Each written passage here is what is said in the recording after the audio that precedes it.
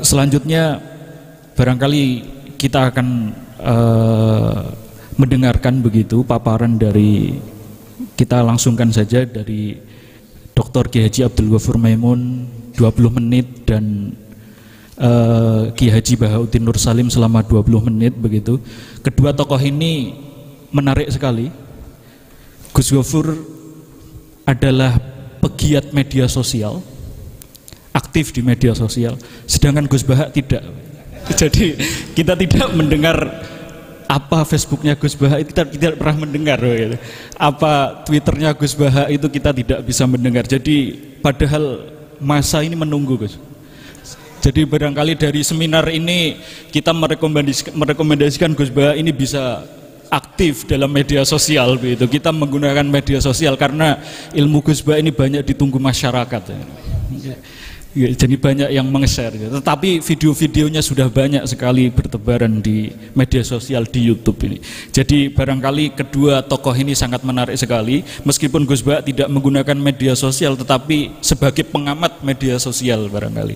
Atau mungkin kita bisa mendengarkan alasan beliau kenapa tidak menggunakan media sosial.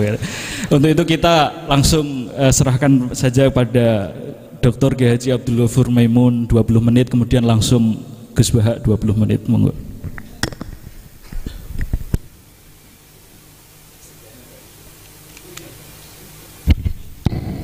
Assalamualaikum warahmatullahi wabarakatuh. Bismillahirrahmanirrahim. Tabarakalladzi nazzala al-furqana ala 'abdihi liyakuna lin-'alamin nadhira. Allahumma shalli ala sayyidina Muhammadin wa ala alihi wa sahbihi wa sallim asma'in nama ba'du. Yang kita hormati bersama Syekhina Murabbi Ruhina Kiai Haji Maimun Zubair wa ahli baiti. Juga nggak lupa Mas Hakim sebagai direktur atau termasuk penguasa ya, penguasa TV 9 yang tadi mempromosikan TV 9. Karena ini nuansanya seminar, maka saya punya pemikiran yang berbeda biar kesannya itu udah kong kali kong. Saya melihat bahwa kita ini sudah subjek bukan objek. Karena setahu saya santri-santri itu misalnya ngapalkan alfiah capek, terus manfaatkan lihat sinetron. Jadi mereka itu alat untuk kita terhibur. Bukan kita diperalat sinetron, tapi kita memperalat sinetron. Misalnya tadi beliau cerita bapak-bapak jadi korban karena ibu-ibu melihat bapak-bapak yang ganteng pakai jas uangnya banyak. Sebetulnya ibu-ibu juga jadi korban karena nggak secantik yang di TV. jadi ini penting saya ketahui. Begitu juga melihat Real Madrid misalnya. Kita ini kalau ngidolakan pemain lokal, kan datangkan pelatih, ngelatih itu mahal, bikin stadion mahal. Mendingan ngidolakan yang sudah jadi. Lagi-lagi mereka kita jadikan objek dari keinginan kita yang nggak mau repot-repot ya beli yang instan gitu. Jadi ini mungkin yang saya beda dengan beliau. Saya ini sering ketemu para dokter, para profesor di Jogja. Bahkan saya bikin komunitas grup diskusi kematian. Itu profesor-profesor yang mau mati itu sering diskusi sama saya. Kenapa ini penting? Karena mereka bilang gini, Pak Baha, dunia ini pasti kita tinggalkan saja, perumusnya banyak. Masa kematian yang kita songsong nggak ada perumusnya gitu. Makanya kita bikin tim perumus kematian. Terus saya bilang, ini bedanya profesor sama intelektual. Kalau intelektual itu diskusikan yang profan, dunia itu profan, nanti habis. Kalau kematian itu abadi. Maka untuk orang jadi profesor, sarannya harus tahu tentang kematian. Dari provokasi ini banyak teman-teman diskusi kematian ini. Ini penting saya utarakan karena dunia apapun hebatnya seperti yang dipandang Mas Hakim, bisa dibalik juga. Misalnya orang bilang Israel nggak bisa dikalahkan, sebetulnya hingga sekarang pun Palestina nggak bisa dikalahkan. Hebatnya apa Israel? Nyatanya tidak bisa menghilangkan Palestina, paling di Google dihapus gitu saja. Sama, apa sih hebatnya punya TV banyak, pemirsanya banyak? Sebetulnya TV itu menggantung banyak pemirsa dan itu kita. Sebetulnya mereka yang bergantung kita, apa kita yang bergantung mereka? Zaman ibu-ibu belum ada sinetron, mereka terhibur, ngerasani tonggo, petanan, macam-macam. Artinya punya cara untuk hiburan. Lalu TV-TV ini menjadikan mereka objek untuk jadi kaya. Ini gimana supaya kita jadi kaya, mereka jadi pemirsa, jadi apa, macam-macam. Jadilah kita objek. Tapi karena kita orang pinter, ibu-ibu pinter, sebenarnya TV mereka subjek juga ibu-ibu. Delok bojone ra ganteng ya delok yang di TV kan gitu. Jadi Ya ini pembanding saja karena ini acaranya seminar, nanti eksekutornya yang penasehnya Gus Yofur, muharirnya ini nanti itu. Jadi menurut saya ini saya seperti pesan Gus Iid, kita sersan saja, serius tapi santai. Karena setahu saya sering diskusi sama Gus Yofur. Kemarin diskusi tentang waktu di Denmark di Eropa itu disamakan, dikonversi waktu yang ada Katulistiwa. Apa setiap negara punya aturannya sendiri? Karena Denmark itu ada masa tertentu yang siang itu sampai 3 bulan. Sampai sekarang saya sering diskusi sama beliau tentang itu, terus tentang Mina Jadid, tentang macam-macam lah. Setahu saya begini ya, pernah ada guyonan di beberapa ulama, pernah dipertanyakan, cengkeh itu kan wangi, sehingga kalau kue tar itu dikasih cengkeh. Oke, kita sepakat dalam konteks bikin kue tar itu cengkeh dikategorikan pewangi. Lalu kategorinya adalah pewangi. Pertanyaannya berarti kalau orang haji, ihram, merokok itu wajib bayar dam karena pakai pewangi. Itu hampir putus karena dikonsensus oleh ahli-ahli pakar kue itu termasuk kategori pewangi. Tapi ketika ada pembanding ini Mas, ini pentingnya pembanding. Lalu berarti orang Jumatan disunatkan rokok kan harus pakai kesunatannya kan pakai pewangi gitu. Nyatanya tuntas juga nggak jadi, artinya keputusan itu udah jadi. Jadi kalau saya ditanya Gus Barok cara ngelawan apa hegemoni barat atau derasnya media massa, ya sudah kalau nggak punya kan nggak keserang. Makanya saya tidak punya gitu. Jadi orang susah ada gelombang pornografi kan karena lihat. Gus Barok mungkin lihat sehingga merasa ada gelombang pornografi. Lah saya kan tidak punya, makanya saya kan nggak serang.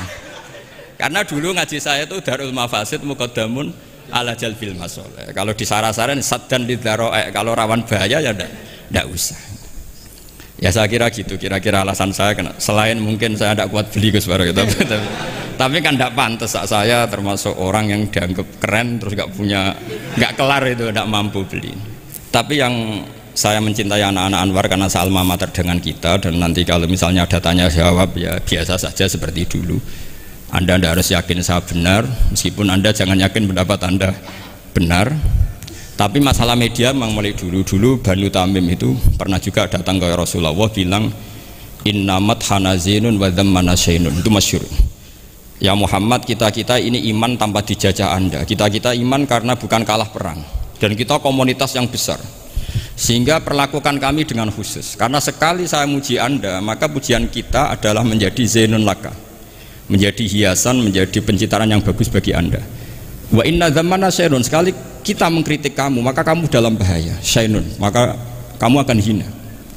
Apa jawab Rasulullah? Enak saja Nabi jawabnya, zaka Allah, kita ini orang iman, kalau dikritik media ya tenang saja, yang penting intawah benar. Nah mungkin saya latihan di makom itu sehingga saya itu sama media biasa saja. Istri saya lihat sinetron, setahu saya gitu, bersumpek gitu, delok dunia gitu, hiburan delok sinetron. Ini sebenarnya kita subjek apa objek? Kalau menurut Mas Hakim objek, kalau saya ya kita subjek. Kalau bosan ya ganti saja. Kalau bosan ganti. Jadi kita yang memainkan mereka, bukan kita yang dimainkan mereka. Wong yang pegang remote kita. Nah, saya kira ini yang ringan-ringan saja seperti pesan Gus Iyad tadi, sersan itu serius tapi santai. Ya biasa saja menurut saya, ini zaman nggak bisa dilawan ya. Saya juga beberapa kali ketemu menteri, ketemu pejabat ya, kita sering diskusi. Kadang-kadang mereka bilang, Gus, mbok ya usul tentang sebetulnya tata negara itu kayak apa. Saya bilang ini basa-basi, ada pakarnya, tata negara itu sudah ada pakar. Kalau sama tanya tata akhirat saya jelaskan. Ya tata akhirat itu kamu di dunia harus sujud. Dunia ini nanti profan, jabatan menteri itu profan. Kalau akhirat itu abadi. Akhirnya ngaji sama saya. Enggak bab itu tapi. Ini penting, bagaimanapun kita umatnya Nabi yang diamanati menyelamatkan umat ini sampai dunia akhirat. Kalau yang di dunia sudah ada spesialis ya kita terima. Bagaimanapun orang Islam itu kalau bisa ya fit dunya hasanah. Tapi yang sudah agak-agak berKTP akhirat kayak saya jangan dipaksa. Ini penting ya, karena memang ayatnya wafil akhirati hasanah gitu. Jadi kita tidak boleh hanya bicara kompetisi antar TV macam-macam. Kalau antar program pengajian mau saya, karena itu. Ya saya kira demikian, ini penting ya pembanding itu. Karena saya punya cerita ya, betapa Rasulullah SAW ini sangat-sangat akademik ya. Saya punya cerita agak serius. Setelah ini selesai, saya ini terakhir Gus Bara. Suatu saat ada seorang sahabat, ini yang disetujui atau diamini oleh para ahli tafsir. dia perang gitu atau ditugaskan ke Nabi itu. Di kitab saya sahabat itu namanya Muhallam bin Jassamah. Saya nggak tahu kalau nama itu di kitab Anda karena beda kitab namanya beda. Dulu itu kalau saya jago Tyson kok Tyson kalah, oh di TV saya Tyson menang gitu. Tapi semenjak ada real time katanya nggak mungkin itu. Kalau Tyson menang ya menang semua. Tapi kalau kitab itu beda. Di ayat idza darabtum fi sabilillahi fatabayyanu itu. Kemudian Muhallam bin Jassamah ini membunuh satu orang. Di kitab saya namanya itu Amir bin Atbad. Setelah dibunuh, padahal orang ini setelah terdesak melafadzkan la ilaha illallah Muhammadur Rasulullah. Dalihnya ini kan tentang informasi juga ya, ini kaitannya masih informasi, saya bukan menyempal dari tema. Ditanya sama Rasulullah, kenapa kamu tetap bunuh padahal dia sudah melafadzkan la ilaha illallah? Kata dia, innama qalaha muta'awwidzan, dia melafadzkan itu karena muta'awwidzan saja, ingin berlindung dari serangan kita.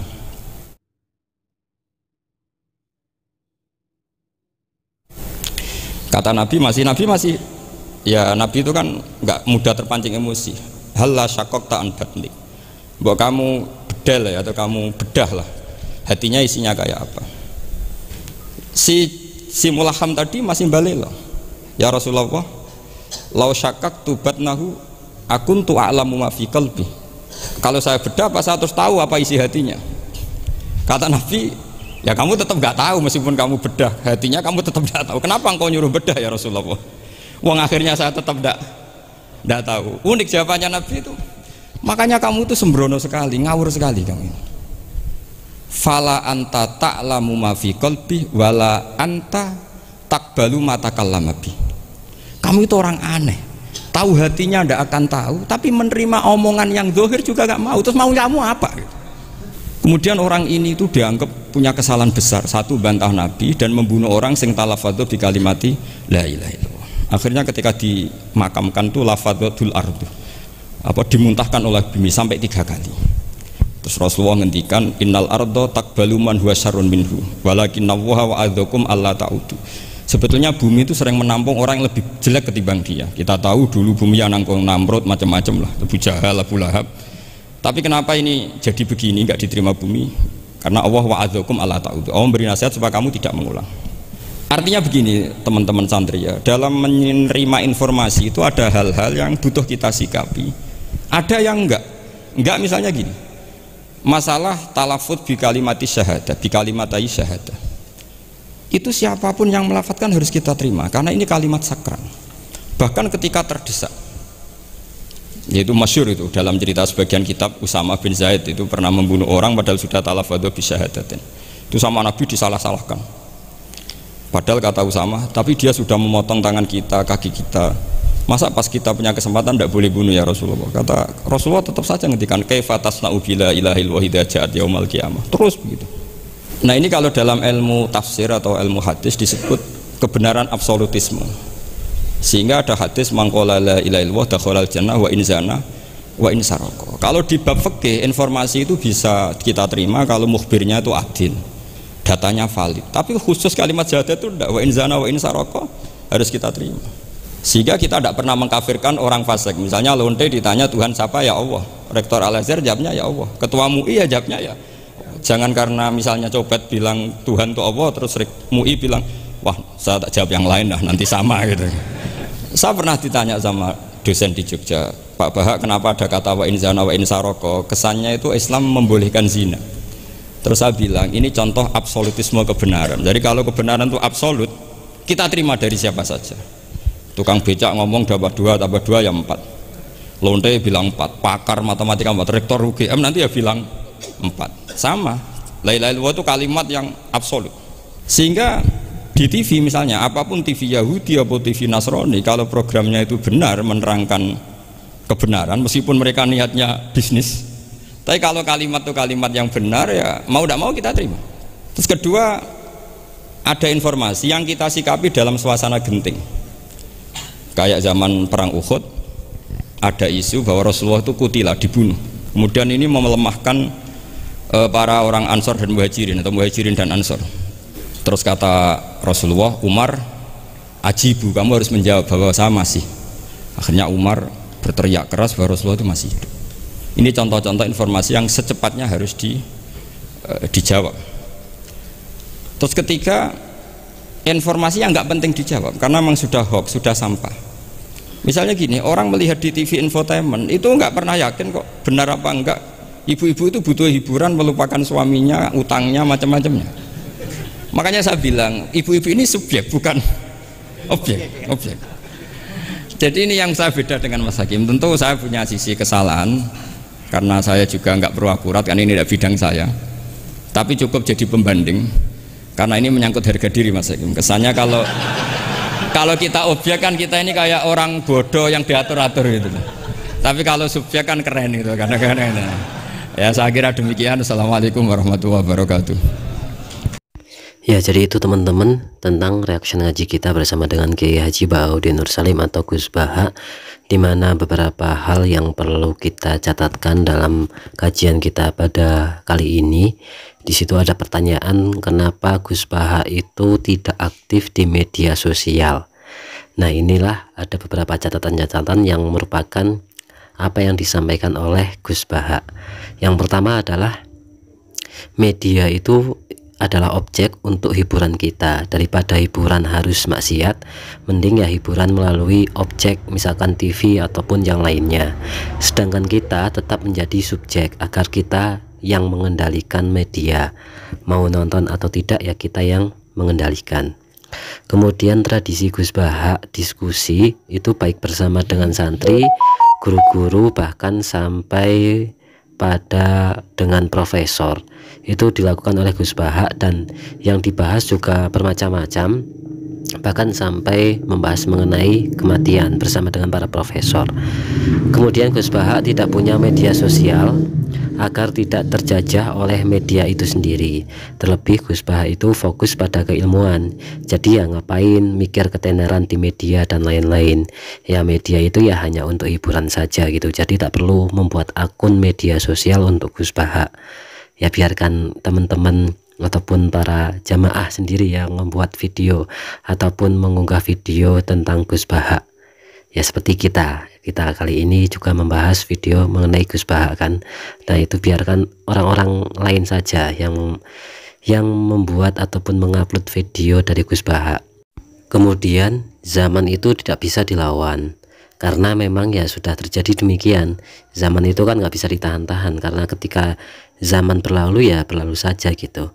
Namun ingatlah ketika zaman sudah begitu maju, tetap ingat bahwasanya akhirat itu yang paling penting, karena akhirat itu abadi dan dunia itu hanya profan atau fana saja, sementara saja, sedangkan yang abadi itu tetap di akhirat. Jadi mengambil bekal sebaik-baiknya di dunia yang profan ini untuk bekal kita di akhirat yang abadi. Selanjutnya ada kisah sahabat yang membunuh kaum kafir, padahal kaum kafir itu telah berlindung dari kematian dengan mengucapkan kalimah la ilaha illallah agar tidak dibunuh. Namun karena sudah terbunuh ya bagaimana lagi. Kemudian ditegur oleh Rasulullah, tetapi sahabat yang membunuh orang kafir tersebut menentang atau membantah Rasulullah, dan kemudian saat meninggalnya itu kemudian dimuntahkan oleh bumi sebanyak 3 kali. Ya bukan apa-apa, tapi itu agar menjadi pelajaran bagi para sahabat lain, di mana bahwa kalimah la ilaha illallah adalah kalimah tauhid yang kebenarannya itu absolut, tidak bisa dibantah walaupun hanya sebagai perlindungan dari kematian. Namun siapapun yang mengucapkannya akan tetap menjadi benar, karena yaitu tadi bahwasanya kalimah la ilaha illallah itu ya kalimah tauhid yang kebenarannya itu absolut, tidak bisa ditentang, tidak bisa dibantah. Bahkan ketika kemudian yang mengucapkannya itu orang-orang kafir dan hanya digunakan untuk perlindungan diri ketika memang sudah terdesak agar tidak dibunuh oleh kaum muslim, itu tetap diperbolehkan dan itu tetap menjadi benar karena memang keutamaan dari kalimah la ilaha illallah itu sendiri. Kemudian tentang informasi bahwa pada saat perang itu pernah Rasulullah itu dikabarkan meninggal atau gugur, dan itu melemahkan semangat para pejuang Islam, sehingga Rasulullah kemudian memerintahkan Abu Bakar untuk menyiarkan bahwa Rasulullah itu masih hidup. Ini betapa tentang informasi ya, tentang perlunya informasi itu harus tersebar secara cepat. Karena pada saat perang itu ketika para sahabat itu sudah lemas karena mendengar berita bohong bahwasanya Rasulullah itu gugur, kemudian Rasulullah harus segera mengklarifikasi dengan Abu Bakar yang diperintah untuk menyiarkan bahwa Rasulullah itu masih hidup. Kemudian akhirnya para sahabat itu semangat kembali. Dan yang terakhir adalah subjek itu pengendali, sedangkan objek itu yang dikendalikan. Jadi pada intinya adalah jadilah muslim yang menjadi subjek kebaikan, bukan objek kebaikan, karena subjek itu lebih utama daripada objek ketika dalam kebaikan. Nah itu, terima kasih teman-teman, semoga menjadi ilmu yang berkah, manfaat dunia akhirat untuk kita semua. Semoga kita senantiasa diberikan kesempatan untuk istiqomah ngaji bersama dengan Gus Baha, dan semoga berkah dan berkahi untuk kita semua. Terima kasih. Assalamualaikum warahmatullahi wabarakatuh.